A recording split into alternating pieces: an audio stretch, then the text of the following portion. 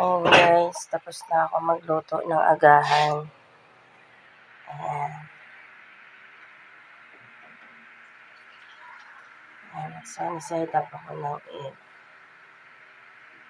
Kasi masarap ang sa agahan. Anong gusto ng mga bata. At ayan, mayroon pa kaming tirang adobo. Ayan. Kunti na lang yan ulam namin kahapon ng tanghalian. At meron tayong natamis na saging. Piniprito lang yan.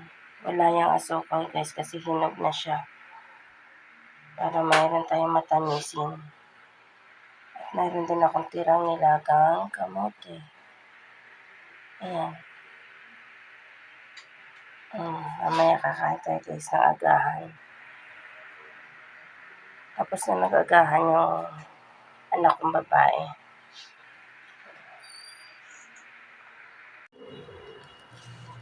Hello guys! Good morning! Ayan. Niflex ko lang guys ang money tree ng tita ko. Ganda guys, no? Maliit pa yan guys. Nasa tita ko na tanim na nila yan, alaga. Ngayon, ayan. Ang laki na. Ang taas niya na guys. Ayan, hanggang ngayon naantay pa rin namin yung money sa tree na yan. Joke lang. Ito naman guys, yung favorite flowers ko. Sunflowers. Ayan, nilinis ko siya guys. Diba? Plastic nga lang. Pero kahit plastic siya guys, maganda pa rin. Diba? Kaysa tunay na sunflowers, ilang araw lang malalantat. Ang mahal guys.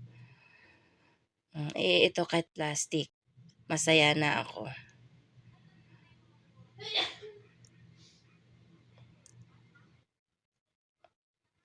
Ayan. At yan din guys ang aking favorite color.